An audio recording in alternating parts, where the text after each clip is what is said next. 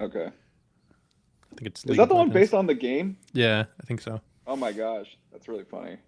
Games are hot right now. Fallout, Last of Us, games are in. They finally started Okay. making good game content instead of terrible game content, and it Wait, turns you out don't like Mortal Kombat? No, it's Halo and The Witcher. Like, what? Fun story. So the Street Fighter movie from back in the 90s, I think it was. mm-hmm. There was like a Street Fighter movie, and in that, well, first of all, the guy who plays Ryu, I need to know his actual name. His who played Ryu in the Street Fighter movie? I don't know. I never Um, saw it, to be honest. is it Byron Mann? Anyway, he plays the Yeah, I've never seen it. the jerk off CDO manager in the Big Short. He's the one. He's the that sends like um, Steve Baum or it's Steve Eisman, but it's Mark Baum. Um, Mm. Steve Carell's character into like an absolute rage. Like they're having like the dinner at Benihana. Well, that's Ryu. And then fun story. Vega, like the guy that Ryu fights in the movie, actually lived downstairs from me, and I Oh didn't wow. know. But the guy who played Vega and was also the code talker in Metal Gear Solid lived downstairs. He had a very distinctive voice, and it was you could hear him downstairs when he was not feeling great. Oh Um, yeah. so kind of fun factoid. I just doxed myself probably. Uh, I think that's fine. Well, I haven't posted the live link yet, so our okay, yeah, viewership yeah, yeah. hasn't. No, Yeah. that's key. Um, I have uh, it loaded up. I just haven't actually hit send yet because I figured we weren't but we're always officially. ready. We're Yeah. always ready. Yeah, Uh, but you hadn't even done your preamble. we we were gotta still do it. talking Yeah, about Arcane and Fallout and stuff. three, two, one. Welcome to another episode of Everyone Hates Us, a podcast dedicated to the art of winning and the beautiful sport of baseball. It's the off season. We're here, guys. It's like full off season now. Like the awards are over. It's all just hot stove, and the stove is kind of hot. It's It's got some officially going. spice. Yeah, it's like I would say it's like American Mexican restaurant spicy. Like you're at like Acapulco or El Torito and they tell you, oh, watch out, it's spicy. It's like that kind of spicy where it's not really spicy, but I'll take it. Um, why is it kind of spicy? Well, Blake Snell, I think this happened last week, guys. Like it was like Yeah. after the show, Yeah. A couple hours I after got the a show. text. Yeah, it was like literally like a couple hours after our show. I had a text from him, I think it was Colin or Dan, and there's like something was going on, and I was like, What's going on?" I'm eating burritos with my family, American Mexican food. That's the callback. Eating burritos with Eunice and Day, and I was like, "What's going on?" And then I get home, and I'm like, "What? Blake Snell, 182 million, 5 years, and this is, of course, to the Los Angeles Dodgers. This is old news by now." Um, and I think we have a little bit of a game update, right? We started a game where we tried to predict the contract value, how many years on the contract, and the team that the free agent would sign with in the MLB offseason. And we have the top 10 free agents that we decided would go on this game. And so we have our first kind of, it's set in stone, right? So Yep. let's go over the guesses actually. You know, I'm gonna go over the guesses because it's pretty good. I think you guys were pretty reasonable in the way you went about this, and I remember criticizing you guys for not doing your homework, but actually, this one seemed like everything was above board. So we're gonna start with Colin, who had him going to the San Francisco Giants, 105 million over 3 years. Yuck. Okay, not that's he didn't hit anything. Um, and then we have Dan, who had the Yankees at 110 million over 3 years. Yeah. That's way too cheap for something Brian Cashman would hand out. Um, Hey, our and then your average per boy, year was pretty good. Yeah, our you AAV was did better than well on the yours. AAVs. Yeah, you guys Yeah. did well on the AAVs because I was off on the AAV by an entire year. But I had him going to the San Diego Padres, 182 million over 6 years. I was off by 1 year and 90-minute drive. So first round goes to your boy. It always feels good to win. It feels especially good to nail the contract number on the head. That was pretty funny. But I was very surprised that it came out to that number. And then what made it less surprising was that I believe 13.2 million of each year of this contract is going to be deferred, which means it's not 182 million 2024 dollars. It's going to be kind of a blend. And the other interesting wrinkle is that I believe it's a $52 million signing bonus. Mm-hmm. It's going to be paid out lump sum up front. Blake Snell, of course, a resident of Washington State, where there is no state income tax. That's going to save him, at least in the league of, I would say, I don't know, 5.5 to 6 million, anywhere from that in that range, by having no state income tax. So that's a pretty nice little chunk of change, which I saw an interesting theory that it came from the Dodgers playoff share. Like, because of their playoff share, they're like, yeah, we can just spend that up front. Like, we don't really care. So Blake Snell, officially a Dodger, 182 million, 5 years. Dan, resident Dodger fan, how you feeling? Like, what's your take here? I was definitely surprised. I hadn't. My first take was surprised, but I mean, you look at how Snell has performed, and when he's on, he's one of the very best pitchers in baseball. Like in the second half last year, he was absolutely dominant. Last year was one of the most extreme examples of the difference between first half Snell and second half Snell, because in the first half his ERA was 6 something, and the second half it was in the 1 somethings.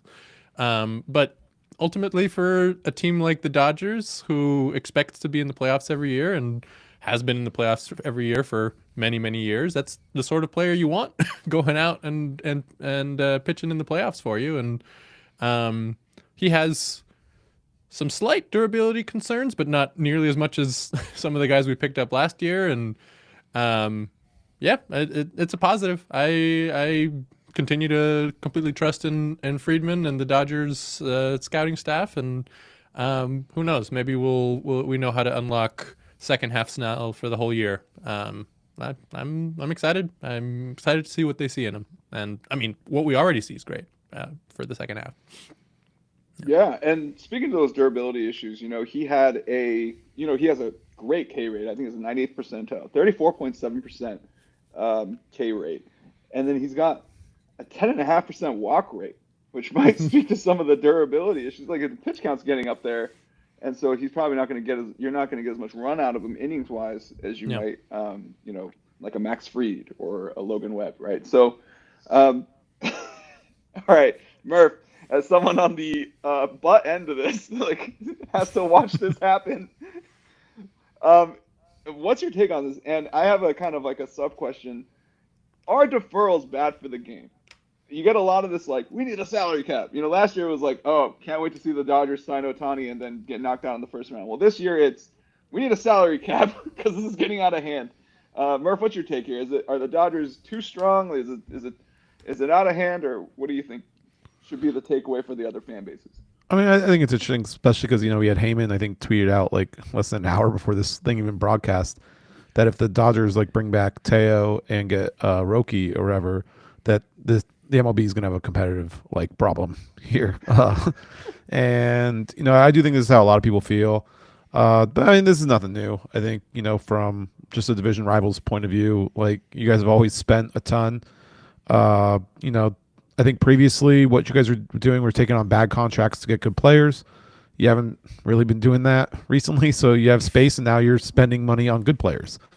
So I think this is what, I mean, I've been complaining about this for like a decade, in the sense of like the Dodgers weaponizing their deep war chest, to basically hoard prospects and, buy like talent from other teams. And this is the flip side of that, when they're not taking on like these horrible, like Adrian Gonzalez, like Red Sox contracts. Like, these are the players that they're able to get. And so, yeah, I mean, I think with the expanded playoffs, this matters less. I think there's gonna be a lot of like complaining, at least from fan bases, but I don't think ownership should really care that much.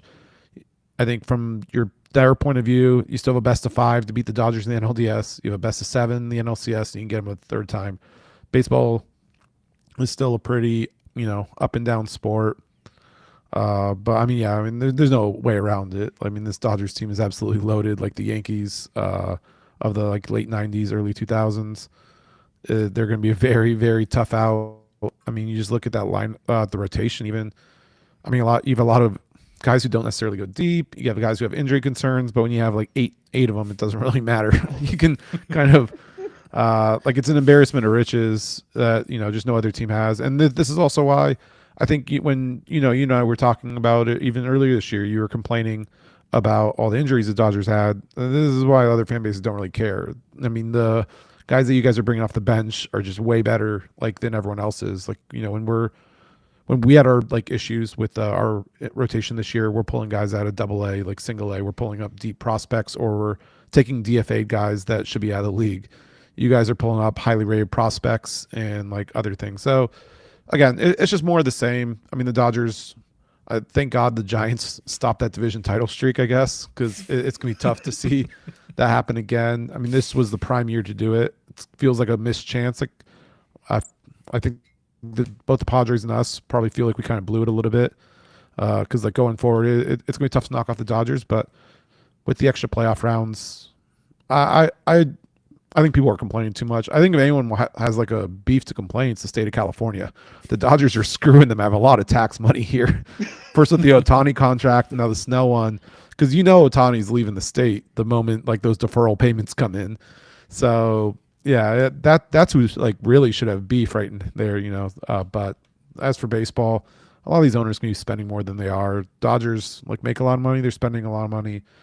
I'm still pro putting in a stronger cap, but that needs to come with a floor because what the Marlins, A's, and some of these other franchises doing is pathetic on the other direction. So I can't support a cap until there's a floor. And then we can start talking about stuff that's good for all of baseball. Yeah, I mean, on the bright side, you've got at least the Japanese TV money gets kind of dispersed throughout the teams, throughout Major League Baseball, and it's kind of a share. So, a rising tide for the Dodgers does lift all boats in that department because teams are having trouble with their TV contracts and getting that all settled. So it's kind of a little bit of a plus, and there's obviously increasing Major League interest from a lot of Japan's youngest stars. I believe it was Muntaka Murakami who declared that he would not be playing in NPB after this year. So 2025 will be his last season. He'll be posting. A lot of Korean baseball players are also starting to come over. So what's happening is it's kind of consolidating, and MLB is becoming this kind of super league, where it's becoming the league where everybody is going to be watching baseball. And that money hopefully will help to defray some of these lapsing TV deals and stuff that some of the smaller market teams are going through. That said, the Pirates still suck, and Bob Nutting is still terrible. This is still a really horrible, we're going to get into this a little bit later, but some of these owners really need to cuff up. This is getting out of it's stupid because it's not like all the players are going to the Dodgers. We can't fit all the players on our team, and it's just a matter of some of these owners stepping up and taking shots. And unfortunately for Colin, sometimes you reach down into AA to get your starting pitcher, or you buy a AA class pitcher in Jordan Montgomery for $45 million. So that kind of stuff can happen as well, and it'll make them kind of shy to pull the trigger on those types of deals, which is always a bummer.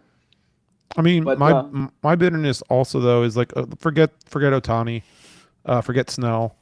The two most annoying things that have happened from a division rival standpoint is the Mookie Betts trade and the Freddie Freeman deal. And those are two franchises that can afford to pay those guys. Those are MVP level players. They came up with them. Those are guys that you should be keeping around. And those are fan bases, market sizes that should be able to afford it. Fenway Sports Group, they absolutely should have paid for Mookie Betts. Now they're talking about being in on Soto. Where was this money for Mookie? Mookie's, a great player. He came up with you. Boston continuing not to beat the allegations there. And then, Freddie Freeman, it sounds from all accounts, sounds like, the Braves might have bungled that. He ended up firing his agent, but that's another guy that they absolutely should have been keeping. The Braves make a ton of money. So my frustration really is less to do with what the Dodgers doing free agency. It's more to do with what these big market teams that should be spending more, letting their like star players go to the Dodgers. If you guys were fleecing, small market teams, it'd be one thing. I'd be annoyed but that's just the have nots. I'm annoyed that like some of the other teams that should be competing with the Dodgers for like these top tier players are just surrendering them to you guys. Teams like the Yankees, Mets, Braves, Phillies. These are guys that should be keeping their best players and not like selling them off to like the other big teams. Like, these are the teams that should be like, not to do an EPL thing, but these are the teams that should be like the Manchester United's, Arsenals, and instead they're acting like Bournemouth, and it's just pathetic to watch. So that's where my ire really goes. Outside of even like the cheap smaller market stuff, but these other like big market teams just falling behind. I mean, the Red Sox like payrolls I'm pretty sure it's gone down over the last like 5 years, or it's certainly not increased like the rate that everyone else's has. And you just can't tell me that fan base, like, how are they comfortable finishing fifth in that division so consistently? It seems like over the last couple of years. And so that's where, as a rival, I get more offended. Specifically the Mookie Betts thing, like Red Sox, like you have like a Hall of Fame player in his prime, keep him. Like, you're the Red Sox. What? I mean, in fairness, they got rid of a lot of cash that way. We took on David Price's contract, which was at $16 million a year's worth of David Price's contract to finish that out, and they got some prospects in return who haven't really panned out for them just yet. And they got Alex Verdugo. you got rid of a guy in his prime to basically, you're the Red Sox. You should be the ones taking on bad contracts to take on players. You shouldn't be fire selling Hall of Fame players in their prime to take lottery tickets that might be like 1/5 the player that Mookie Betts is. Verdugo. I like that. That's a fire take. It's not the small market teams. It's the big market teams who unload and decide, hey, we're just not going to be competitive for the next 5 years because it's not our window. I like that. That's smart. It's why I kind of respect what Cohen's doing with the Mets. Like, from all accounts, that team needed to be burned down and restarted. But he decided he was just going to spend his way through the recovery. And, that's what I think the big market teams with the deep pockets should be doing. I know we make fun of some of the contracts that they give out, but this is what the Mets knew they had to do to get out from the hole that they had dug themselves into. And I think that's the sign of ownership kind of handling things properly. Even if we do make fun of some of the contracts that they make, at least he's caring about winning. I can't say about John Henry and the Fenway Sports Group. Red Sox fans just taking it today. They're just taking it. Are the Red Sox the Angels today? Is that we're just taking a huge crap on them? I mean, speaking of being in the game, the Red Sox have been involved in practically every major free agent discussion, it seems. And I don't know if it's just Boris bluster. I don't know if it's just trying to, jack up the price on some of these free agents, but the Red Sox do have the reputation of being a big market team, and as a result are in these discussions, and it looks like it might bear fruit at some point. They're the Green Bay Packers of the MLB. GM's always listening and never makes a move. We're in on a guy, but sorry, a conditional 7th wasn't enough to tilt it, so we had to let him go. That's the Red Sox. They're in on everyone, but they're never actually closing. That might be the play that they're making, but hopefully they're looking to turn things around and start buying some players here and buying some good players here. Murph, you actually set up a perfect segue for this next point, and it's kind of funny because we got to talk about it a little bit. So it looks like the Toronto Blue Jays are favored to be the largest dollar figure offer for Juan Soto, and I was thinking about it, and I realized they have to be because the taxes are so, you're paying Canada taxes. It's crazy taxes. And so they have to be the largest dollar amount offer. And it's kind of a bummer that state taxes, Canada taxes, these all figure into whether or not teams actually, players actually get the money that they're entitled to because of the state taxes. So do you think these teams, I know Miami had this back when LeBron signed with them, and that was something that people were talking about. Do these states like Florida, Texas have an inherent advantage over other teams due to the tax situation? Do you think that plays into a lot of what these players are deciding, or do you think that it's kind of just, it's team first, and you're kind of taking the the competitiveness and the infrastructure of the team first before you think about how much money's actually going in your pocket? Like, do you think that it creates an unfair advantage? Like, what do you think? I don't see how you can't say it's a huge advantage. I mean, like, it's money. These guys want more of it. I think it's worse in the NBA specifically just because like the max contracts are fixed. There's not really a way around it. So literally what you're clearing is just flat out higher. At least in baseball, because you can go higher, you can offset it. But I mean, it's certainly not crippling. I mean, Exhibit A, the Dodgers and the Yankees. So I mean, I certainly wouldn't. And some of the cheapest teams are the Rays and the Marlins. So I don't think it's like a huge deal. I mean, the Canada tax is something well known in basketball circles. A lot of people also don't like living in Canada. I think it's more of an NBA issue though than a baseball one, but it's still a thing like throughout. People don't like having to go through international flights just to see their family to do it. There's always a Canada tax for anyone signing in Canada. Like that's just a fact. But I mean, there are obviously other things to consider. But I mean, yeah, it's a part of the money that the contract actually ends up being. Like everything else is just numbers on a paper. At the end of the day, people care what's in the bank, and like the fact that matters so much absolutely impacts like this. Dan, would you say that it's enough to offset the advantage? Like, do you think that the Dodgers are doing a good enough job just kind of getting, well, obviously they are, but like, do you think that it hurts free agents from like, does it kind of deter them from wanting to sign with a California team? Not just the Dodgers, but like the Angels, who have been picking up players left and right. They just signed Yusei Kikuchi. So do you think it kind of deters them, or what do you think like baseball mentality on this is? Is like, do you think it's kind of like money first, or is it more of like team, like what matters here if you're a baseball player? Yeah. Yeah. I like Colin said, I think I've heard it a lot more in the basketball context. In baseball, yeah, like the Florida teams spend very little. The Mariners spend not that much. I think, yeah, and a lot of the big free agents go to New York or California, and not just LA, but also San Diego, and even occasionally the Giants, or at least the Giants offer big money. But yeah, I think yeah, I haven't felt it as much in baseball. I think baseball, yeah, like you don't hear as much the complaint about going to play in Canada, for instance, that you do in the NBA. Like even though Toronto's a great city and I've enjoyed my time there, you hear a lot like NBA players not wanting to go there. But in baseball, I think there is a lot of international players. Like Juan Soto is from the Dominican Republic. Like he's already in a foreign country. He's already has to travel and cross borders to go visit his family. I think going to Canada versus going to the US doesn't make a huge difference for him. And yeah, like I think it comes less into play in baseball. And I think ultimately, yeah, I'm sure he'll take taxes into account, but yeah, I don't think it'll, yeah, I could see the Blue Jays getting him, although I do think it'll be another Ohtani situation where the Toronto fans will be let down in the end. I'll also say I think this is also why the Dodgers keep leveraging deferrals.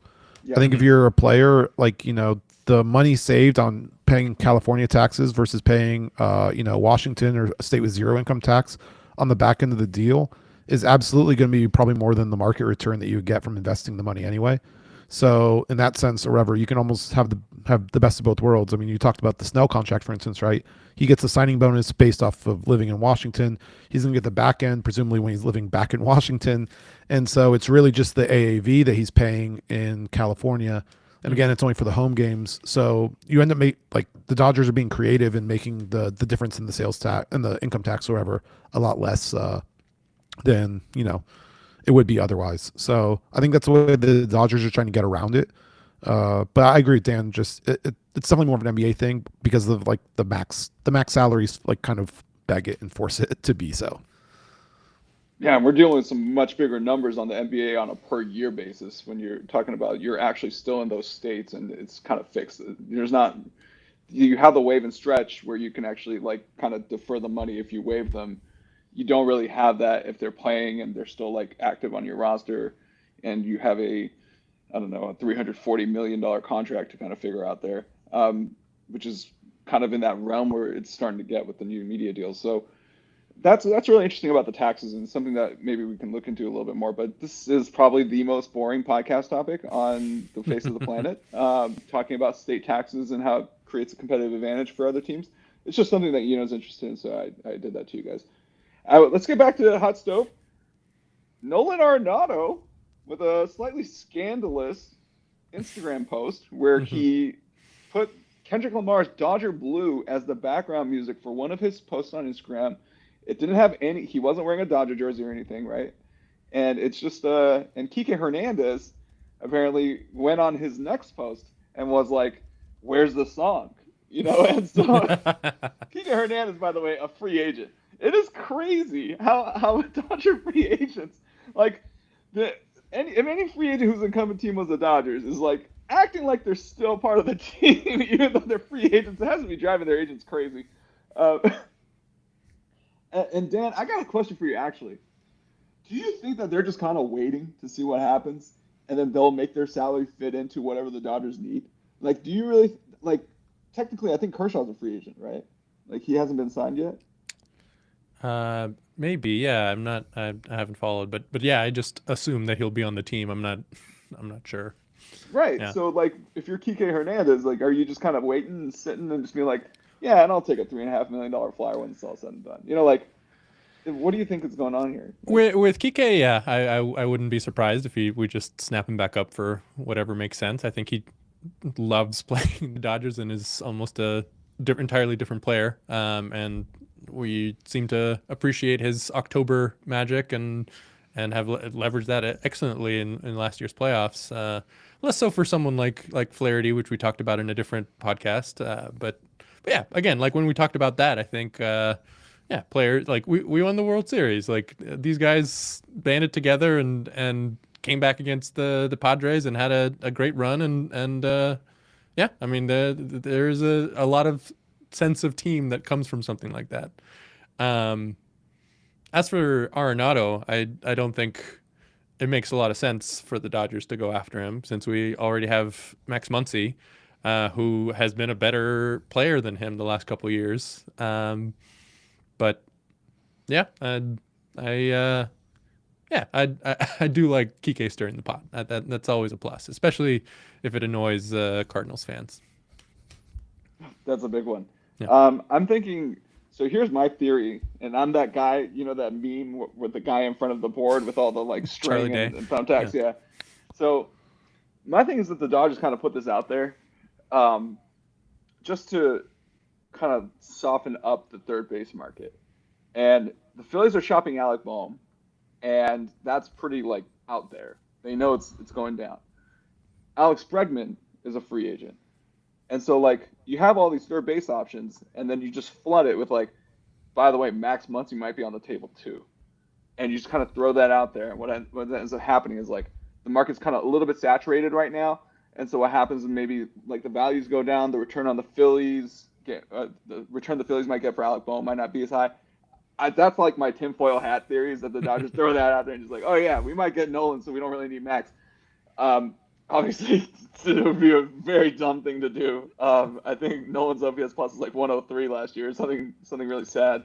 And Max, obviously, we have Adam Dunn at third base, so prime Adam Dunn at third base. So, that's the kind of player we have. But that was my kind of weird tinfoil hat theory.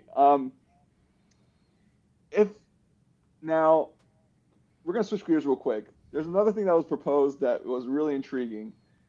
The golden at-bat, which is a rule. It's written out. I haven't written out. A team can choose one at-bat in every game to send its best hitter to the plate, even if it wasn't their turn to hit.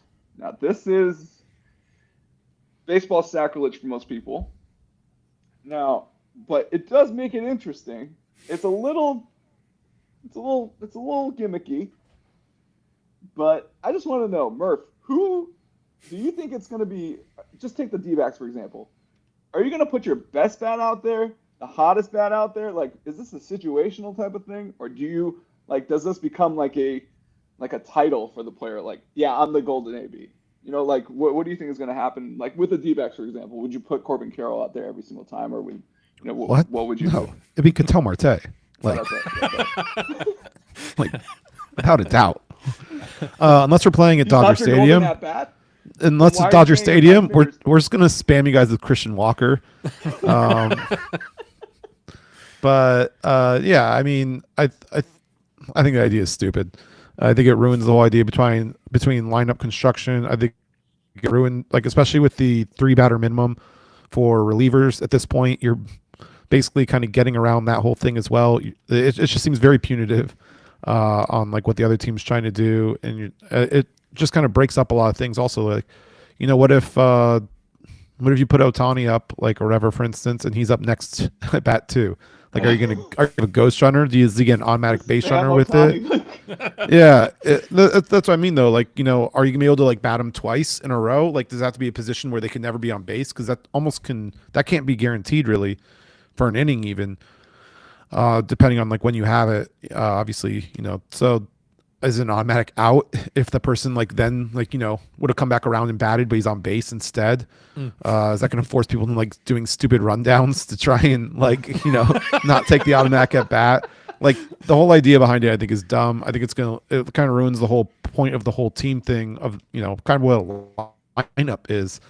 I mean, I don't want to sound too much get off my lawn, but like, what? It's just such a random, like, against the way the rest of the game is played, like, rule. Like, a lot of these things I tend to think about with when it comes to rules like this, and I think Bill Simmons had this thing like about 20 years ago, is that like you need to ask your drunk aunt like what something is. Like, is this a catch?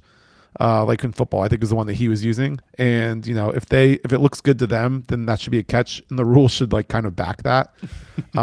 When you have these person gets to bat now versus others, like, you're just making like, yeah, you're convoluting the game for what? Like, so that Fox can on their next broadcast put the Otani at bat question mark next maybe. Like, I think everyone was already kind of annoyed with that. So I hate these like things that kind of pervert the way that the sport kind of is set up to play. But it does solve a lot of problems, right, Dan? Like, and I think MLB has a face problem, and it's in the same way that football has a face problem. And it's that you can't really see you're not looking at their faces for most of the game. Basketball doesn't have that problem. It's very personal. It seems very like there's a strong connection between you being able to see LeBron, his facial expressions, all that good stuff. Unfortunately, you only see Shohei at most for like 1/10 of the game, if that. You see him when he hits something, he does something, and then it's over. Whereas LeBron, he can do something every play. He doesn't do anything every play, but like not anymore. But back when he was really playing, sometimes, yeah. Yeah, he might do something every play. He might do something on defense, and so you see that. I know one at bat isn't going to fix things, but it does create more of this aura for the player of like, hey, that's our golden AB guy. Like, that's he's got maybe we give him like golden cleats or something just to like kind of turn it into a thing and make them like the team MVP or what have you. Do you think that that's like what are some of like the motivations for like pushing something like this through? Rob Manfred just disregarding the sport that he's the commissioner of and continuously just shitting on it. I think getting like kids get off my lawn thing is like this is one kid who's like setting fire to the lawn. Like, he is. I still haven't gotten over the Manfred runner. Like having just a bonus base runner in extra innings just to speed things up is silly, and it makes sense that they take it away for the playoffs. But yeah, this idea goes against the fundamental idea of baseball. Like, it messes with everything. It's literally a Savannah Bananas rule that they're suggesting to, like, they do that in the Harlem Globetrotters equivalent of baseball. They have this rule and they're trying to co-opt it and put it in. Like, the idea, like, maybe for the All-Star game, sure, but in terms of FaceTime, like, I understand what you're saying. Like, a player, you see his face less than you see in basketball, but at the same time, and at bat, you're looking at this person for an extended period of time. You get a lot of prime Shohei FaceTime, much more than you get in any football game, which I think there's the real problem. But like with the helmet, it makes sense. But Yeah, like you have Shohei staring down the barrel of the camera essentially three, four, 5 times a game, and I yeah, and I think the anticipation of waiting for that, especially like encapsulated by the how many at bats until Shohei comes up graphic, which was notorious, but I thought was hilarious. Um, yeah, like that encapsulates that feeling, and yeah, messing with that messes with the whole point of the sport. Like you bat 1 through 9 and you come back around, and that's like essential to the cyclical nature of the sport. Yeah, I think I agree with that. And next on Boomers Talking Baseball. It's who would really like this rule is the New York Yankees, who have maybe 3 bats, and they Right. would really like to be able to spam their top guys. I mean, what's going to come down to? It's going to be like that. What was it? The 2010 Olympics, that hockey, kind of semis or whatever. The U.S. just stuck T.J. Oshie out there to take every single shot during the penalty shootout. Yeah, I mean, that obviously got us the gold medal game, but that was an absolute farce or whatever. I can't remember who we were playing. I think it was Finland or something. And they had like 3 different guys going, and we were just like, nah, TJ Oshie, we're going to send one guy the whole time. and like, sure, I don't know, just kind of I think it defeats the purpose of like kind of a team sport when you can kind of when you're just breaking the rules to prioritize one person over the rest. Like, if you want to do that, dude, watch tennis. Great sport, by the way. It is, but that's an individual sport. If you only care about one person, and honestly, I think basketball has this problem too right now, where like you have a lot fewer people who are fans of teams. You have people that are fans of players, and that affects attendance when players leave. And a lot of smaller markets are feeling a little pushed out because everyone keeps talking about their big star players leaving them the moment they get good. And I don't think that's necessarily healthy for a league either, to have like the players be the only thing worshipped and like no support for the team. I think one of the stronger things baseball has going for it is the fact that baseball is like probably the only sport where the national broadcasts actually don't do very well, but the local regional ones do very well. So baseball is very locally supported. National ratings are, we've heard the murmurings about it not being obviously as great as it has been. I think this last World Series is really good though, but it's just a different style. And I think, trying to focus it more on one person. If you care about one person, again, yeah, watch golf, watch tennis. Like, those are the sports for you. And by the way, this is another reason why the Dodgers doing what they're doing is good for baseball, because every at bat we have a star coming up. So it's yeah. I mean, you guys have you guys have the best player from the Angels. You have the best player from the Red Sox. You have the best player from the Braves. Yeah, all in the top of the lineup. There's and no you have the best player from the A's. Yeah. It solves the problem within the rules of the game. You don't have to break the rules. I like that. It only cost us like $1.5 billion, but we did it, guys. All right. Okay. So, speaking of which, there are owners that spend and put together these all-star teams, and then there are owners who don't spend. But maybe there are owners who kind of spend. I just want to know, which 5 are your top 5 worst owners in Major League Baseball? All right, and you can use whatever criteria you want. But I think we know that not spending when you're making plenty of money might be one of them. I'm going to start with Colin because I'm pretty sure number 1 I know, but go ahead, Colin. I mean, there's no way not to put Fisher number 1. Like, he uprooted a team and moved them. Their payroll's been pathetic. Yeah, I mean, is there a worse thing you can do to a fan base than move the team? No. So that's also going to bleed into my number 2, which is there is something worse you can do, Colin. That is spend no money on the team for 5 years and trade away any good player they've ever had throughout your entire tenure, and then sell the team. And then move the team. And then move the team last. On that front, my number 2 is actually Reinsdorf. Who took a promising core, hired that drunk Tony La Russa, who bombed out of Arizona, should never gotten a job after that, and keeps threatening to move the team to Nashville. So I mean, that's a team that's been in Chicago for over 100 years. Like, again, awful. Number 3, This one might be a little controversial because he actually does spend. But Artie Moreno, the Angels, Ooh. they don't spend in a good way. Like from all accounts, or whatever, the support structure, the scouts, everything is like subpar. Obviously, you had the Skaggs incident, which is a blight that any owner should be like permanently embarrassed about. Yeah, I mean, it's just it. I think they get away with it because they drop big money every now and then in the offseason, but everything else about that, there's a reason that they had Trout and Ohtani in their prime and weren't making the playoffs. Like that team is just not run very well. Number 4 on my list is Bob Nutting.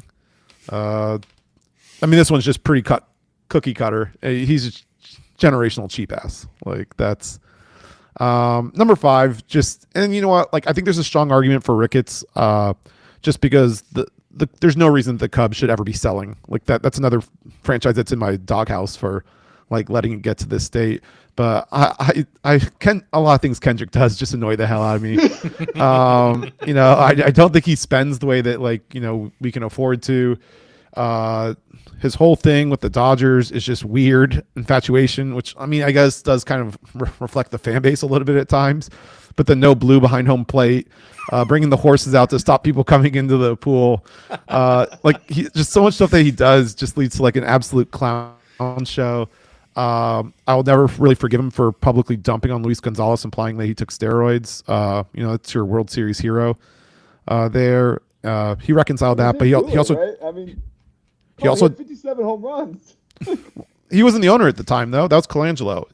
He clearly did it to dump on Colangelo's ownership tenure, who he's perpetually jealous of, because Colangelo actually brought a title. But yeah, I mean, then he had this public feuding with Justin Upton and Stephen Drew. Got rid of both of them.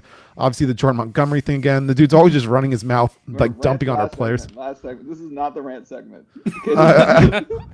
And top 5 worst MLB owner segment. And he keeps threatening to move the team to like the most utterly ridiculous places, that are never going to get passed. The only reasonable one that he's even put forward is to move it to reservation land east of Scottsdale. And then he wants to like rip out half the seats and just make it all luxury boxes. It's basically going to be like Levi's, the baseball stadium, which, obviously isn't really popular with the people that aren't making $185,000 a year. So yeah, I mean, for that reason, obviously then, there's the whole Lauren Boebert shit that he keeps donating to. But yeah, and I forgot the last one. Yeah, he was suing the city over failing to, upkeep the stadium. What's it called? And the city basically just they gave him a chunk of money and let him take full control over the stadium, and he had to fix the repairments himself, and he hasn't done anything for it. These are things that he was suing the city and said these are imminent problems, structural things that will get the fire marshals will shut down the stadium if the city doesn't fix it. It's been 5 years now and he hasn't done a damn thing to fix it. So just more bluster, lies. Like he's just constantly feuding with everyone in the state. The dude's just, I mean, obviously I'm a little bit more in tune with that one. I'm sure other people have beef with their own owners, but Kendrick has done absolutely nothing to make himself, loved in the Valley. That was phenomenal. That Kendrick rant that was worth the segment on itself. Like, oh my gosh. I think you knew I was going to go after Kendrick, so I felt like that was you were leading me on there. Smells like Ken Kendrick music. Like, yeah. All right, Dan. Top 5 words. I'm pretty sure ours are all kind of look similar, but I mean, yeah, I think there's a core 4 here that like the late '90s, early 2000 Yankees. Like John Fisher, Jerry Reinsdorf, Artie Moreno, and Bob Nutting were on my list, like prominent. The last spot, I was debating. I was thinking about Bruce Sherman, the Marlins owner, but I landed on Dick Montfort, the Colorado Rockies, who's just very incompetent. Like the continuous fumbling of star players at the deadline and refusing to trade them, to giving money for the Cardinals to paying the Cardinals to take Nolan Arenado. Just some continuously bad decisions, which come off mostly as incompetence rather than being cheap, because he did that and then signed Chris Bryant to the giant contract, to which last week I named one of the worst contracts in baseball history. I think, yeah, that's a very solid fifth member of the group for me. And yeah, the Rockies suck, but he's a big reason why. The one thing I'll always give the Rockies like a little bit of reprieve on is the fact that their game day experience is like really, really nice. True. But yes, if you like watching winning and losing, he is absolutely one of the worst owners out there. I mean, yeah, the moves are inexplicable. You just don't like who is running this team. It's like a 6-year-old playing outside of the park. It just doesn't make any sense. Like, why would you give Chris Bryant that money when you have a much better player that you just traded away and you're paying him to play against you? Yep. Okay. But the Rockies weren't on my list. Actually, my list was identical to Collins, and I had it. I actually had Moreno second. That's how bad I think the Angels are, and I think it you guys were talking about a little bit the organizational decay, like what the hell is going on over there, and in the same way that Kendrick has all these reactionary Dodger takes, that no blue behind home plate, blah blah blah. I think Moreno has a bigger chip on his shoulder about the Dodgers than Kendrick does, and it's like all these signings that are happening right now between Kikuchi and Kyle Hendricks, like trading for Jorge Soler, like stuff that just doesn't make any sense. And he's doing this because we won. Like I'm almost sure he's doing this because he can't stand the fact that we won a World Series. It's the kind of like crazy stuff. And obviously the Tyler Skaggs incident, which I found just completely aberrant. Like the circumstances surrounding that were so rough. I was just like, why? How does this happen? And you guys don't notice? Like, and it just kind of goes unchecked. So huge down on Artie Moreno. Some of the worst contracts I've ever seen. Man, that Josh Hamilton deal was, whew, man. And then Anthony Rendon, like. But that's part of it. Like he signs stars and they immediately fall off a cliff, and that's organizational. Like that. If it happens once, it's a coincidence, but it keeps happening to them. It keeps happening. And you know what? Actually, I was gonna say, but it's like, nowhere. Artie, I'll give Artie this credit. He has never done anything as disgusting or said anything as disgusting as Donald Sterling, but he kind of is the baseball Donald Sterling in this city. Like he's like yeah, come to our games to watch the other team beat us, owner. And it sucks, but that's my Artie rant. Screw Artie. That's the one owner that I just cannot stand. It sucks because I grew up Orange County. I could have been an Angels fan. His team, like Disney owned the team during the time. They won a World Series and then promptly sold high. And Artie has just run that team into the ground. Like I would have had a soft spot for the Angels if they were more competently run and not literally destroying generational talent careers, right? Like that's like there seems to be their core competency. So yeah, same list as Murph. Kendrick's up there. The reason why Kendrick's up there for me is you guys, you're right, Murph. You say this all the time. You guys had a chance in 2017 to really do something with that team. And, just take it into 2020 and have like a consistently competitive team. And once you're in the playoffs, anything can happen. You guys are proof of that literally in 2023. And all you had to do was push the chips in. You have your Luis Gonzalez replacement. Your first baseman is a freaking Hall of Famer. And all you have to do is push your chips in, and you just wouldn't do it. And to me, that's like unforgivable. That's like, dude, that's a franchise player that you just let walk, who probably would have taken a discount, who's at a non-premium position like first base. Like, oh my God, it doesn't get more affordable for a franchise player than a first baseman. Like, I just don't. He's gonna age beautifully. Like, oh my, he doesn't even run. Like. Oh. It's not even necessarily that killed me, honestly. It was the fact that like JD Martinez, when we hosted the Red Sox that next year, just he brought up, because the Phoenix media was like pretty blunt trying to ask him what happened, and he's like, me and my agent like proposed like several different contracts, long-term ones. We realized quickly that the Diamondbacks didn't want to put up that much money. He's like, so I offered even like a short what's it called, a 1-and-1 with an opt-out that was about like a 45 AAV for 1 year. And honestly, if the whole thing was just to bridge it for 1 year, like, dude, you go in, like we had the number 1 ERA in baseball that year. In that 2017 team, we were bringing the whole group back. That's a long way from that. Yeah, we are a long way from that. That was back when Patrick Corbin was good. And you can easily argue the difference between us winning the division that year and not was having JD Martinez, who ended up finishing third in the MVP voting in the AL, and Steven Souza Jr. out in right field. That alone was probably the difference in the division because we led the division every month of the year. It was that October collapse that, where we had Archie Bradley got hit up by, I think it was at Matt Kemp, back-to-back games that he blew. But I mean, I think I was like, our bats kind of fell apart a little bit there. JD Martinez would have been amazing, obviously. I think even the WAR difference between the two, because Steven Souza was at like negative something and JD Martinez was at like 7.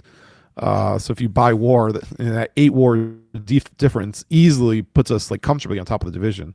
Obviously, it doesn't necessarily work like that, but just in general, I think like not willing to even put in like a 1 year, like go over your supposed budget for 1 year to push in with a talented team on a timeline. Like even if he blew it up after that and got rid of Goldie, I at least would have respected him for pushing some chips in and understood that like, we're not the richest franchise, but I mean, just watching even, I guess it just stings whatever when you saw what the Royals did, where, they had that little run that they had. They pushed all in. They ran a top 5 payroll for 2 years, made the World Series twice, won one, and then they gutted the team and rebuilt. Phoenix is a much bigger city than Kansas City. Like, we shouldn't have to be that dire, but you couldn't go over like your proposed payroll once, like with one of the best and most deep assembled teams that you've had. Instead you slowly just dismantled it, blew it up, and then obviously we've rebuilt. A lot of credit to Hazen for that, but that's when Kendrick really just officially lost me. When you're not even going to go in with a team that's built to compete. That's real. No, obviously these owners kind of deserve a lot of the hate they're getting, and they are owners, which means that they're kind of the figureheads of these things, and they're going to be lightning rods for criticism. But I thought that this would be a nice like referendum on the ones that are really just not doing their job. And I don't know why you own this team, other than for your ego or like to make money as an asset, which is like there are plenty of things that make more money on a percentage basis than owning a freaking baseball team. Okay, like especially right now. So I always thought it was kind of weird that these owners would not be competitive and just like cash in on everybody else, because that is kind of like what it is. They're on welfare. It's like socialism. Like they get CBT handouts, they get a rising tide, lifting all boats on their valuations. Like they basically just are tagging along and not discounted contributing stadiums. Anything. Yeah, discounted stadiums, real estate investments around that. It's such a dumb it's such a cynical way of looking at the game, and that I think that's what at the end of the day we all hate about these owners in particular. Switching gears from baseball to NFL, the thing that's really going on right now. And I asked you guys a question.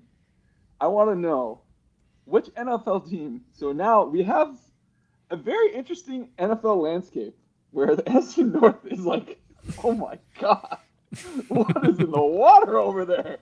Guys, holy mackerel. I'm just going to read off the records for our listeners real quick.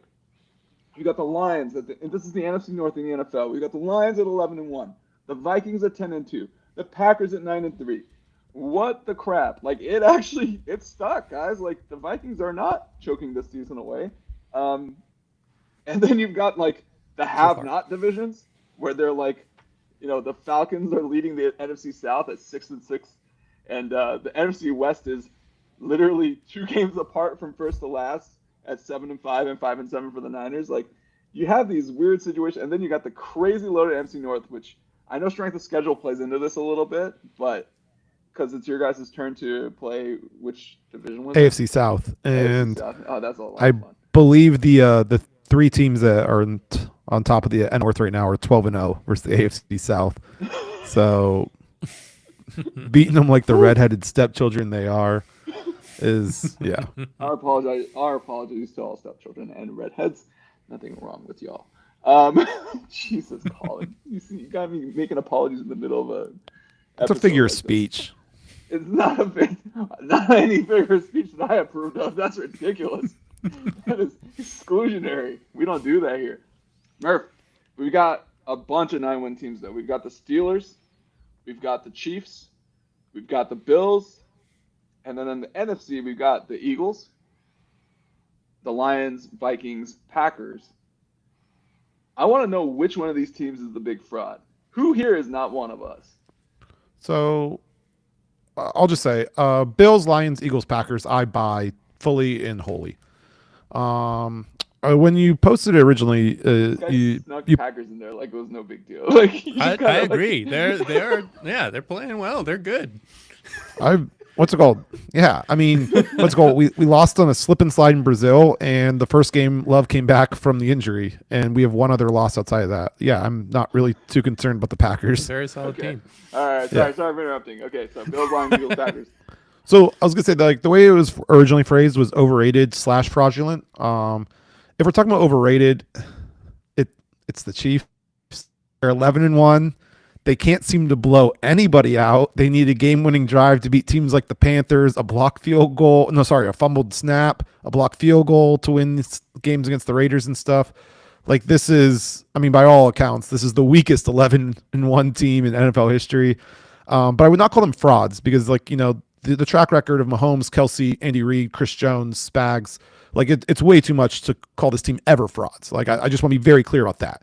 But this is not your normal 11-1 team. Like, this also does not look like a team that's playing with its food and, like, just kind of bored and waiting for the playoffs to start. This looks like a flawed team that, like, is just very, very clutch right now. And, like, they have, a rabbit's foot jammed so far up their ass that they just can't even, breathe. So, but yeah, I wouldn't call them frauds. I was honestly, for the longest time, I've been bagging on the Vikings. Darnold specifically turning into a pumpkin. I was very impressed with what they did the past week, beating the Cardinals. That was definitely a game I kind of thought they were going to drop, and I thought we had a chance to kind of maybe pick up some ground in this division that just never stops winning. So, I mean, that defense looks really legit. I don't really buy Darnold as a Super Bowl winning quarterback. And so, like, if we're talking about of the 7 teams here, they're probably the team I trust the least. The other one I would say, the Steelers, that defense just absolutely runs only on, TJ Watt strip sacks and interceptions. And when those things dry up, that defense is just not very good. And the offense in the red zone has been horrific. Boswell has accounted for way too many of their points this year. Thank you so much, Chris Boswell. Yeah, anyone that has Boswell in fantasy can speak to this. That dude's been yeah. Sir. So he has, like, multiple games where he scored all their points and they've won. So the Vikings are Steelers to me. I think the big thing with the Steelers, I don't think anyone would be surprised if they, don't win the division. The Vikings, obviously, no one expects them to, but the Steelers are on top. But I don't think anyone would be truly shocked if the Ravens run them down. And then you're talking about them going on the road in the first round. I guess they'd probably get the Texans, who haven't looked too great either. Yeah, I think of the ones that might flop earliest, I would put it on the Vikings because they're going to be playing probably an NFC West team, and I think those teams are still frisky, even if our division has kind of ran right through them so far. But I do have a lot of respect for some of those NFC West teams. Like, I think they're going to be some tough outs there. Well, Murph, the Steelers obviously definitely look kind of interesting. I can't believe you're giving Kansas City this much leeway. I know you're calling them fraudulent. I think would be appropriate this year, only because the amount of hype isn't like they're treating them like they're the Chiefs of old. And that's kind of what I'm getting at. You're still treating them like they're the Chiefs of old. They're the current 1 seed. They're the back-to-back champs. They didn't look great last year. They went on a run in the playoffs. Like, Reid and Mahomes have a long track record. Like, do you really feel comfortable betting against this team in January? I guess that's the question. You're a baseball fan, you know all about devil magic. This is a classic devil magic team. They will, like, this win against the Raiders was pure devil magic. Like, they had no business winning that game, but then they just the game honors you. Okay, the game honors you. You're the Las Vegas Raiders. You're not winning. Get out of here. Like, that has nothing to do with the Chiefs. It has to do with the Raiders. Like, you're the Raiders. You don't get to win. Yeah, but it happens every week. This is It's not just the Raiders. They had the blocked field goal versus the Broncos on what was a chip shot field goal. And even the Panthers, they needed a game winning drive to win the game. Like, they're constantly finding ways. But I guess, like, to your thing on the fraud thing, is this a team that you feel confident betting against in January? And I don't think anyone can look at you in the eyes and say yes right now because they have a rabbit's foot up their ass, like you Exactly. said. yeah, well, that's why I don't think they're fraudulent. Fraudulent means I don't think they're going to make a run. Like I don't really think I would not bet against anyone beating them in Arrowhead. If the playoffs run through Arrowhead, which the AFC has every year but last year when it didn't even matter because they won anyway. They went into Baltimore and beat Lamar. Yeah, I don't know. Yeah, the AFC team with the best chance to beat them in the playoffs is the Bills, and they have completely owned the Bills in the playoffs. I know, but like I would take the Bengals, and they're 4-8. Quote me, print this. Bills are going to dog walk the Chiefs. Are you kidding me? Have you seen that team? I will believe it when I see it. Did you not watch in the snow against San Francisco? It's like their defense is dead. Oh my God, Josh Allen just put the business on them. I will believe it when I see it. There's nothing that's been more consistent than the Bills beating the Chiefs in the regular season than losing to them in the playoffs. Yeah. Like I think it's happened 100%. 3 times already. Yeah, 100%. You can't keep doing this. They can. Getting away with this. You can keep losing the same team over and over again. Ask the Cowboys every time they meet us in the playoffs, and us versus the Niners. You absolutely, no matter how good you are, you absolutely can keep losing the same team over and over and over and over again. And if it's happened at exactly a great example is us with the Niners. It's happened so much that it's in the heads of the players. Like I think it is absolutely in the Bills' heads, and that works to the advantage of the Chiefs. Like the Chiefs. This is a devil magic team. Like I think the Chiefs have an aura. Yeah, exactly. Like they get teams to start pressing against them, and when they start pressing, they make mistakes that they normally don't make, and these teams just collapse against this Chiefs team that really isn't very good. But you know, but ultimately, like they won the Super Bowl last year with they had no receivers, but they just beat a better team on paper and won it. And this is I will believe it when I see it, you know. Like there's no reason that they should have beaten. There's no reason they should have beaten the Ravens or Niners last year. Both those teams were way more complete teams, and they blew both of them blew it. I mean, the Ravens. Here's the thing about the Ravens that's kind of scaring me is Justin Tucker, is not doing it this year. I don't know what's going on, but that's really scary for a playoff team. You want those 3-point. You have to make a decision based on is it a 3-point to 7-point trade-off, not is it a 7-point or possibly nothing trade-off. Like that cannot be part of your calculation of Justin might miss this if we're out 45 yards. You know, that's. To me, that's a huge thing that's going off the radar here is that Justin Tucker is not Justin Tucker anymore. Something's going on over there. And the Eagles just freaking won a game off that. Legit, my team just won a game off Justin Tucker missing field goals left and right. Or mostly right. But, he's not hitting. So that's kind of scary. Ravens are screaming 2021 Packers. Where the whole season, we were the 1 seed, we were looking great. But I think Grievous, I think you and we even sent a text to each other or whatever. It's just this special teams is absolutely going to cost us. And then sure enough, 100%. massive big kick return, blocked field goal, blocked punt. Punt. Okay. Real quick. Murph, I know you're casting aspersions on my boy Sam Darnold. You say he's going to turn into a pumpkin. Our boy has 67% completion percentage on the year. He's got 102 passer rating. Not a pumpkin, Murph. He's looking more like pumpkin pie, like pumpkin pie spice. I like this. He's looking good. So, Murph, how much of a fraud are you saying the Vikings are? Because that's my thing. Is my fraud pick was the Chiefs because I was like, this cannot go on forever. You want to talk about turning into a pumpkin? That offense is a pumpkin. I don't know what the hell is going on over there. Who is he throwing to? Devil magic beats fairy godmother magic, you know. Everyone knows fairy that. godmother. No, Mahomes is the pumpkin this year. For the record, my overrated pick, pick is also the Vikings. There we go. Of course, yeah. This is not remotely surprising because you guys are both Packers fans, but because we watched them. Yeah. I'm telling you. I am in an NFC North city. I see them on TV almost every week. Okay, I'm not saying the Vikings look good. Okay, they don't. I'm just saying, give my boy Sam a little bit more credit. All right, he's from your school too, Dan. I know. Okay, so what? He graduated.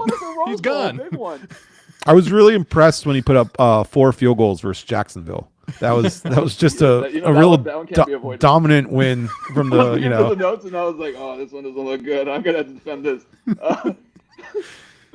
12, but they're in London, like it's all like 12 and 7 is all they do over there. Like that's just I think that's the time for lunch and supper over in London. All right, guys, we got to round home here. We're going to do the grateful for one thing and the rant for one thing. Not that we haven't done this 20 times already today. We'll start with Dan, because Dan, I'm sorry, we kind of glossed you over on the overrated team pick, but I kind of knew it was going to be the same as Merv. All good. I was very tempted to go soccer again for my grateful, just to irk because Man City has lost 6 and drawn 1 in their last 7 games. It's a joy to watch. But I am grateful for the college football playoff and what the expanded the 12-team format and what it's meant for these late season games. It's had me following a lot closer than any of the last several seasons, despite our own school's struggles. It has made a lot of games interesting and a lot of games relevant, and I have been, glued to the TV for a lot of games that I would normally not. And I'm excited to see how the playoffs go, because it's gonna, especially with how the bowl games were last year, with so many guys deciding to skip. I think the opportunity for so many teams to actually play for something will elevate it in a way that it hasn't been the last few years. So I'm very thankful for that. And sticking with college football, I am ranting about the hoopla and outrage over the flag planting incidents that happened this weekend. I am all for them. A Reddit user accounted for 10 different fights, 4 of them that happened directly caused by flag planting incidents this weekend after the Michigan, Ohio State, the NC State UNC, the Arizona ASU, and the FSU Florida games. And some people were even talking about potentially banning it after the season. And I think that's a horrible idea. Like the absolute hatred that comes out in college football games, it is the lifeblood and the toxicity. And if you're, you have to, this is part of it. And these kids losing their minds over a flag plant is it is perfect, and don't take it away. That would be a horrible idea. I mean, I just want to know how many of these people who said that they don't approve of the flag dropping, were on losing teams, obviously, but they're the ones who are like, I want to know how many of those guys also have the Venn diagram overlap of saying that you should be able to do targeted hits to the head and stop being a snowflake and stop being so soft. I want to know how many of those guys are complaining about flag planting because they're on the losing end. Because I want to see that Venn diagram. Going off of you saying that it's people from teams that lost, I fully believe it's driven by Ohio State people, and 100%, I fully echo the Michigan player who said that some people need to learn how to lose, because that's what this is about. If you don't want someone planting a flag, win the game. Nothing worse than sleepwalking through a game you're favored by 20 of, and then deciding to show the most life you have when the other team starts celebrating after beating you. Just straight loser mentality there. I mean, and Michigan has room to talk. What's it called? Texas planted the flag after they beat them earlier this year. Michigan didn't start a petty fight over the whole thing. So, Ohio State, I don't even know why they're so mad. Honestly, they're still going to make the playoff. They lose a chance at the Big Ten championship. Ryan Day continues to not beat the allegations. But the Ryan Day 1,000-yard stare after the game was pretty hilarious. I don't think I've ever seen a head coach or whatever just be more useless in a fight. He just comes okay. The one exception actually might be Juwan Howard, who actually started the fight. Not to, I guess, stay in Ohio State and Michigan land here. But yeah, I mean, dude, everyone's just fighting. And he's just still looking out there. It's man, what's going on? It reminds me also of that Jim Caldwell "I'm dead" stare, as Peyton Manning's trying to figure out why he's calling a timeout when the other team's in field goal range. They were at it. They had one timeout left. They were clearly going to take the timeout with 3 seconds left, but he calls it with 12. And then Peyton Manning's like, "What are you doing?" And Caldwell's just staring off into space. And then they gain like 10 yards and kick an easier field goal. And he's like, "Well, I thought we could get a sack." Okay, bro. Yeah. No, I love that. Love that rant there, Dan. That was actually one of the two I had listed, so I'm glad you got into that. Thank you, sir. Murph, it's your turn. You got to go. All right, I'm always grateful for, honestly, Thanksgiving week is one of my favorite sports weeks of the year. Just in general, you kind of have the football season's kind of hitting a little bit of the stretch run where you're starting to kind of separating the has-s and the has-nots. College football's in pretty much its final run here. As Dan said, a lot of great games this past weekend. And college basketball really kind of has its first, kind of big showing. Feast week is great. You have all the tournaments and everything. Just a lot of great sporting events like over the weekend. And it's just awesome because you also have the long weekend typically. So you have 4 days off to watch them all because you're not working. And so, yeah, I'm a huge fan in general of, Thanksgiving Day weekend. I'm very grateful that, saw all the different sports kind of come together a little bit to create like a really great experience there. And along those lines, this is going to tie into my rant, similar to my rant last week or whatever. Dan Hurley, I mean, could you be a bigger whiner and loser? You go, what's it called? You've now beaten 5 teams, Ken Palm ranked 305 or worse. You've lost all 3 teams with a pulse, and you come out of that tournament and say you'll never do one again. He got teched up and cost his team the first game. That was pretty much the margin. And he said, I don't think of any of the back-to-back champion coach has ever been treated this way. He's trying to big time the refs. Dude, it's November. You've won 2 titles. What is wrong with you? And I think this is also contributing. I talked before about how the breaking up of these tournaments, which I think are very special. People are wondering about the future of the Maui tournament in general with some of these player collective tournaments that Vegas is running and other stuff. Obviously, firsthand, I've experienced this with the Great Alaska Shootout losing its, priority seat as one of the premier tournaments as it got kind of shelved as ESPN abandoned it for the Battle for Atlantis. And then, the Great Alaska Shootout even got canceled shortly after, but it was really more of a D2 tournament after all that funding left. And so we went from seeing Dwayne Wade and, Coach K and all those teams, JJ Redick was up there, to, seeing a bunch of D2 guys no one's ever heard of. Maui's staring down potentially this as well.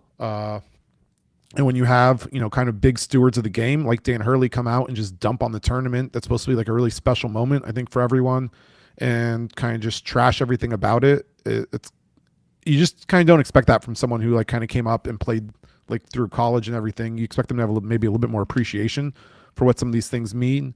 But I guess, yeah, he's does no plans on doing any preseason tournaments again. I guess Central Connecticut State has too many openings in their schedule. He's going to try and fix. So, I think it's a big miss if we're going to lose events like this, because anytime you can get some of these big matchups, it kind of kicks off the college basketball season. Otherwise, college basketball is functionally irrelevant to most audiences until after football ends. And so I think they'd be doing a big disservice to take away stuff like this. And at that point, you're kind of, again, becoming NBA light. And I think similar to how college football, the passion and everything, that's kind of what separates it from the NFL. If you're going to end up being, pro league light, it's just not a way to succeed here in America. I just don't think I think it's penny wise, pound foolish. I think I've used that term a couple times now. You're just not really going to build market share, kind of acting that way. One last thing on UConn. Sorry, one last thing on UConn, that there's no reason that they should be ranked after losing those 3 games in 1 week. Still being ranked at 25 is very silly, and Dan Hurley should be thankful for how. Eric Newman, special shout out to him. Ranked UConn 10th. After they have 5 wins of Ken Palm 305 or worse, lost to all 3 decent teams they played. Oregon unranked, despite going 3-0 and beating 3 teams that he has ranked. So Eric Newman definitely gets a shout out for the worst ballot I've seen. But yeah, I agree. What have they done? They've proven that they can beat teams that I think their best win right now is Sacred Heart, who is projected to finish dead last in the Metro Athletic Conference. Come on. After that week, you have to fall out of the rankings. That's the only just thing. Yeah. Also, they got dog walked in the last game. Yeah. In the 7th, 8th place game. They got Dayton just kicked their asses. Yeah. Man. Oh, that's a lot of college basketball, boys. I gotta just throw that out there. Damn. I'm grateful for. We talked about this actually already. I'm grateful for Justin Tucker, because holy hell, if this guy knew how to make a field goal, we'd be toast right now. Like my beloved Philadelphia Eagles were able to pull out a win over the Baltimore Ravens thanks to Justin Tucker missing, I believe it was 2 field goals and a PAT that would have been honestly made it a really competitive game. They kind of backdoored like a weird tutty there, no holding call, all that down the stretch there. It was a garbage time PD, but Eagles could have lost that game just as easily, but Justin Tucker decided not to show up. I hope he figures it out soon for his sake. Like, you never want to see a player as legendary as Justin Tucker. Like, he's as legendary as kickers go in this generation, and for him to kind of fall off like that is kind of scary. But hopefully he gets it back. My rant is about the Los Angeles Lakers. All right, guys, football's coming down to, the stretch run here, and it's time to start paying a little bit of attention to basketball. It's almost Christmas, which is when the basketball season really starts. Here's the problem. The Lakers are doing the same effing thing every effing year. And I thought having J.J. Redick as an X's, and he is a pretty good X's and O's guy. I'll give him that. And his lineups do make sense. Like, I'll give him that as well. This team, it just sucks. Like, it's just mid. It's a mid-ass team. And we're just not going to do anything. And we've been treading water for like 3 years.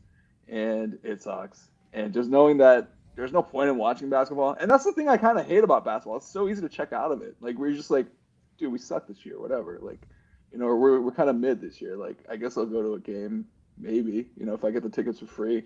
Like, that's kind of how you think about it. It's just, I wish the Lakers would either be really freaking bad or really freaking good. But they're just kind of mid and just riding this LeBron wave out and, blowing through a few more years of Anthony Davis's prime, which is, yeah. Anyway, that guy's been Asian dog years. I just know it. So, yeah, just a rough watch. So that's my rant. Freaking Lakers need to get together, and I don't think it's going to happen. But plus, the uniforms continue to be a disaster. The Lakers wore black at home the awful. other day. Oh my lord! Like, it's just like, why? I thought you were trying to sell these things. Like, what the? Why would I buy that? Oh, those black, the purple and black is just such a bad design. What is that? Like, what are you working a strip club? Like, why is this like? All right. I'll never get like why teams with classic colors are so like quick to just wear a bunch of random stuff. I mean, the Black, Lakers white, have a blue. Yeah, they're all trying to work in the black, white, red, or blue, and it's just like, dude, stop. Like, I did want to shout out like there was 2 games on TV this week that actually looked good, and that was the Dallas Mavericks whiteout home thing that they're doing. That looks really nice, and the T-Wolves white at home also looks nice. I it's almost by accident. Like they abandoned the white at home convention, and then a couple of teams have just like come back to it because now it looks novel, but it looks good. and I'm thankful that some teams, even by accident, are still making basketball look how it should on TV. Yeah, can't forget this podcast mantra. If it's all white, it's all right. Thanks, man. Thanks for joining us. Thanks to my co-hosts, Dan Grievance and Colin Murphy. Give us 5 stars if you're listening. Give us a thumbs up on YouTube and subscribe with that bell thing and all that good stuff. And leave a comment about things you want to see, things you want us to talk about, because I'm running out of ideas. Help me. I'll see you guys next week. Take care.